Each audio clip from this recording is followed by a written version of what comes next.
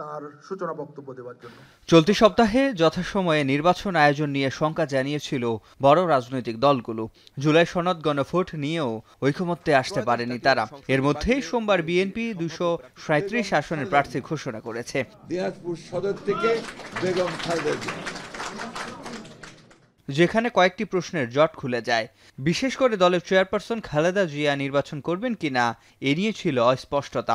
সে উত্তর জানার পাশাপাশি জানা গেল দীর্ঘদিন নির্বাসিত জীবন কাটানো দলের ভারপ্রাপ্ত চেয়ারম্যান তারেক রহমান কোন আসরে নির্বাচন করছেন। রাজনৈতিক বিশ্লেষকরা এটিকে বড় বার্তা হিসেবে দেখছেন। বলছেন এতে নির্বাচন আয়োজন নিয়ে দ্বিধা কেটেছে। ঢাকা বিশ্ববিদ্যালয়ের এই অধ্যাপক মনে করছেন বিএনপির মতো বড় দলের প্রার্থী ঘোষণা তফসিল ঘোষণার আগে সরকারের প্রতি একটি চাপ সৃষ্টিও বটে।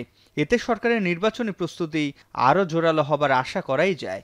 যে নির্বাচন অনুষ্ঠানের ব্যাপারে যে আশঙ্কার কথা বলা হচ্ছিল, যে দ্বিধার কথা বলা হচ্ছিল, তার কিছুটা দূর হয়। এটা এক ধরনের চাপ হতে পারে এভাবেই যে সরকারের নির্বাচনের প্রস্তুতি গ্রহণ করার ক্ষেত্রে এখনো পর্যন্ত যে সব অসম্পূর্ণতা আছে সেই অসম্পূর্ণতাগুলো দ্রুত সরিয়ে এবং রাজনৈতিক দলগুলোর মধ্যে যে মতপার্থক্য আছে সেগুলো দ্রুত সরিয়ে নির্বাচন অনুষ্ঠানের জন্য যে প্রশাসনিক পদক্ষেপগুলো দরকার সেই পদক্ষেপগুলোর দিকে যেন দ্রুত যায়, সেরকম একটা মেসেজ সরকারের জন্য দেওয়া হলো। আপনাকেই বলছি, ইন্স্যুরেন্স করলে সিটিতে সুরক্ষা পাবেন নিশ্চিত। তবে প্রার্থী তালিকায় তরুণ ও নারীদের সংখ্যা বাড়িয়ে আরও অন্তর্ভুক্তিমূলক করার সুযোগ ছিল বিএনপির কাছে বলেও মনে করছেন রাজনৈতিক বিশ্লেষকরা। যে প্রচলিত সংস্কৃতি তার মধ্যেই রয়েছে, এটা আসলে পুরো মনোনয়ন প্রক্রিয়াকে আরও ইনক্লুসিভ করার সুযোগ ছিল, নারীদেরকে আরও দেওয়ার উচিত এবং সুযোগ ছিল।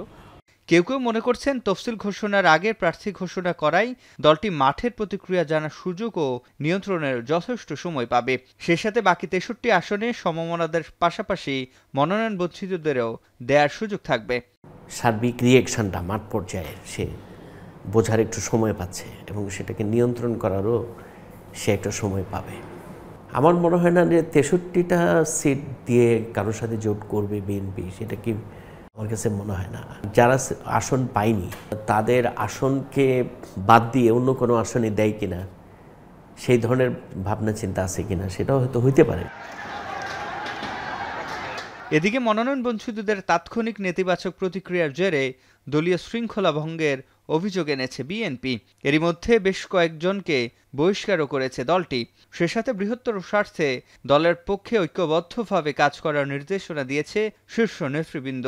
বাইরের যেসব নেতাকে মনোনয়ন দেওয়া হবে তাদের জনপ্রিয়তা ততটা না থাকলেও দেশব্যাপী পরিচিতি আছে, যেটাকে দলের কাজে লাগে বা জোটবদ্ধ আন্দোলন করলে মাফিয়া সরকারের বিরুদ্ধে তাদের নামটা অনেক সময় জনগণের কাছে গ্রহণযোগ্য হয়।